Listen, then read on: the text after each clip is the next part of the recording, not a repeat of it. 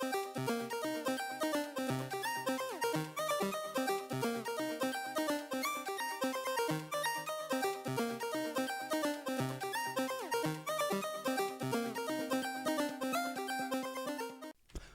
and welcome to Vision Denial. My name is Sam, and if you're new here, I've watched every single playoff game of all regions in 2022. Yes, including that one.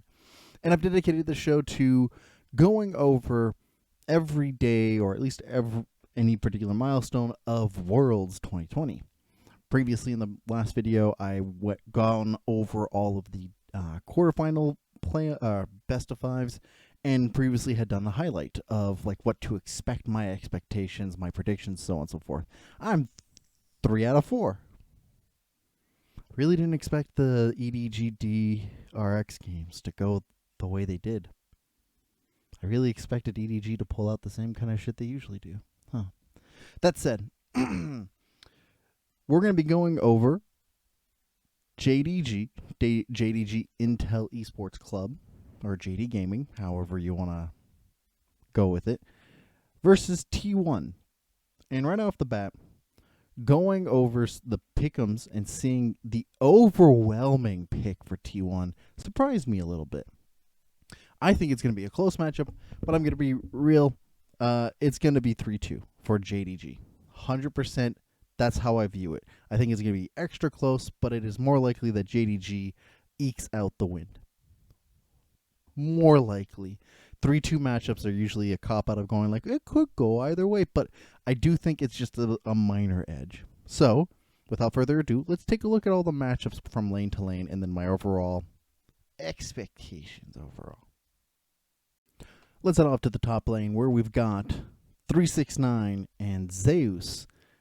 This is a terrifying matchup that I slightly hesitate to give like edge one way or the other. They're both very terrifying top laners, with 369 having slightly more participation with his team and Zeus having slightly more damage per minute, and both of them edging close to each other's KDA, but with 369 just slightly better due to the aforementioned playing more often with his team.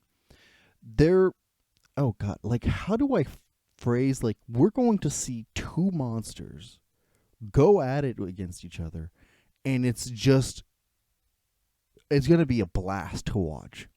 I go over some of their stats here, like gold difference of 2%, kill share difference of 1%, kill participation difference of 1%, damage per minute literally is the most notable thing that Zeus has the edge on, because the rest of it, KDA wise, 369 has the edge, but that's because he's a higher kill participation and a higher assist.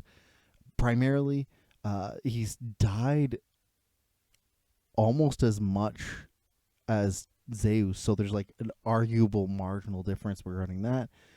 And so, like, if I was to give an edge, really looking at it, I give it to Zeus because I think he's doing more with the time in terms of participating in damage, but like more damage versus more participation, it's arguable either way. Next, in the jungle matchup, we've got Kanavi versus Oner, and this matchup is less like evenly matched. It's fairly one-sided. Taking a look at things, Oner has a better KDA overall, but frankly, his gold per minute is like, Kanavi just has the edge on that, like solidly. Damage per minute solidly in his favor. Kill participation solidly in Kanavi's favor. Kill share solidly in his favor. Gold share solidly in his favor. Kanavi is a much more proactive, kill-hungry jungler than Oner is. And the difference in KDA is not large enough to make up for the difference in every other aspect. Kanavi is a stronger jungler, bar for bar, just in general.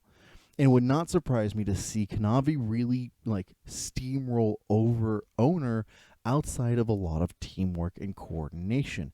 And this is kind of reflected in the way that the neutral objectives really largely favor JDG, who are stronger at the early game neutral objective approach over T1, who is a larger focus on getting gold from plates and laning.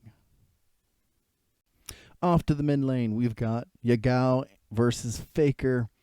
And I was immediately struck with something incredibly interesting looking at these two in terms of stats and matchup.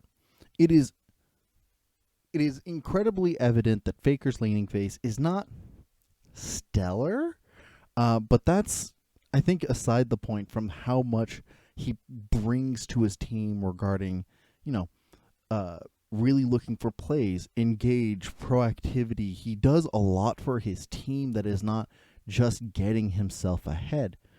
And looking at this, his KDA is lower, his gold per minute is like the same somehow, like just 7 gold lower. His damage per minute is higher, not by like a significant margin. His kill participation is lower, his kill share is higher. Like, by metrics, Yagao is a stronger player in general, but the stats clearly indicate that there is something missing that is largely reflected in the he will find a way kind of mentality. Like, Faker finds angles that I am wondering how much can be shut down by Yagao from the laning phase, when it doesn't seem to reflect that he would be able to. I do think that, like, overall, just generally speaking, Yagao has the edge, but with an asterisk. In the bot lane, we've got Hope versus Gumayusi. And I expected, looking at this, that Gumayusi would just like blow him out of the water. And by all metrics, things like him dying only 6 times in the entire tournament, his KDA just like impressive by all amounts, his gold per minute and his CS per minute is huge. Like, even compared to the rest of his contemporaries, kill participation's high, kill share is high, gold share is high, so on and so forth. But then I looked at the damage per minute, and things started clicking, right? Gumayusi has a larger champion pool to like Hope, but like with bot laners, that's, asterisks are always attached to that. But, and this isn't a wide margin of difference here in terms of the damage per minute, right? Hope is 601 damage per minute versus Gumayusi's 593. And that tells me 2 things, given the rest of the stats, right? Gumayusi is a much safer player enabled by his team. Hope is JDG's hope to bring things through, right? He is going to die more often because he's going face first to like attack the issue. To me, this shows that neither one of them is going to have a higher influence in terms of team fighting, but I expect Gumayusi to be alive at the end of a fight. I don't expect Hope to be. So I give the slight edge to Gumayusi, but it's a slight edge because I think that they'll be caught off guard by the influence Hope will have. We head up to the bot lane, where we've got Missing versus Keria. This is the same kind of example or same kind of situation as we did with the bot lane matchup, where things look incredibly close between the two of them, right? The 2 notable difference here is that Keria is much better at team fighting. The vision is so much better on the side of JDG. There is a notable difference in the application of vision and control and the way that there's zone that is applied versus the way that Keria plays. He's only died 9 times this tournament. It's crazy to see like a bot laner dying so few times, especially given the like laser focus that will exist. But a support player dying, so just to give you perspective here, Missing has died 24 times during the tournament, and JD Gaming have been so good. I'm baffled at how few times Keria has died. And like, by all means, that just means that he's a lot more efficient with the team fighting and safer overall. But dear Lord, I can't get over the fact that even if it's a better team fighter, the vision problem, like T1 has a vision issue that will quickly become apparent if they face JDG, who has been stellar in all remarks, right? Better vision score per minute. The wards per minute are just about the same. The wards cleared per minute is just astronomically different between the two. And I think that Missing is more efficient with his time to provide the tools, where Keria is a better team fighter. So I personally give the edge for the playstyle to Missing, but keep your eyes on Keria, who might do a lot of work.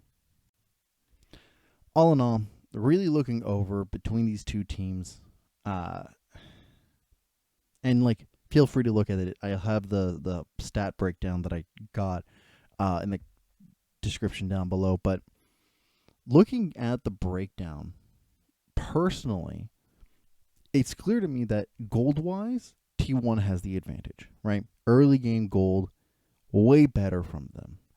They have they double the gold differential at 15 minutes that JDG have, nearly doubling.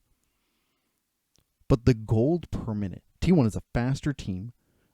They have more first turrets overall.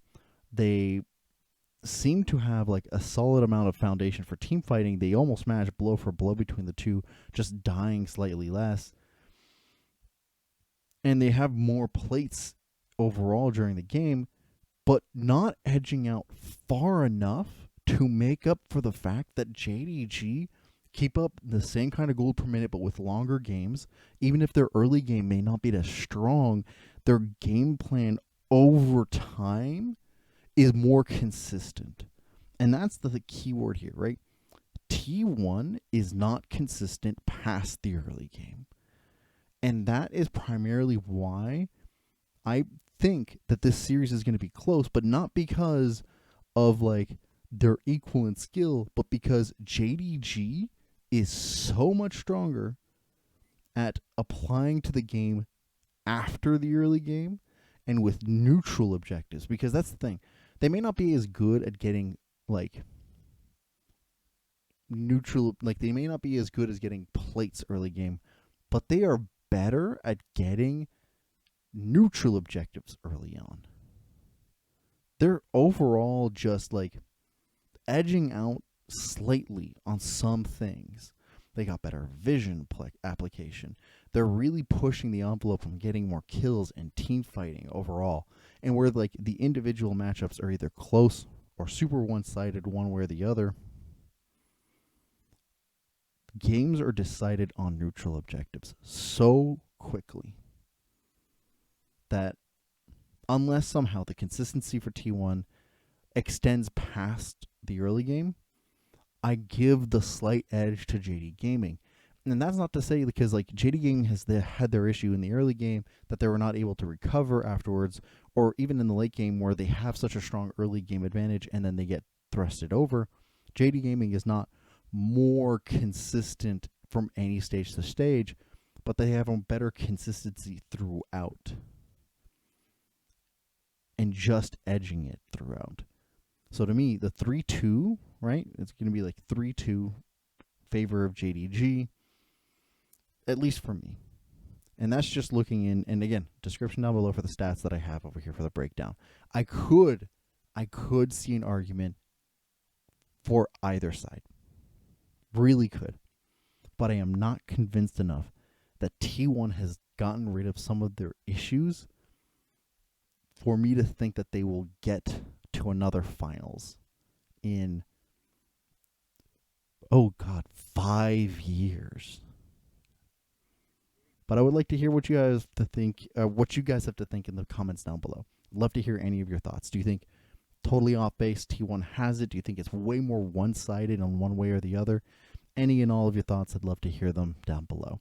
If you like this kind of content, leave a like and subscribe. I've got other videos on the side regarding all the teams that qualified and other videos regarding Worlds. Thank you all for watching. I super appreciate it. And I'll see you on the next one. Bye.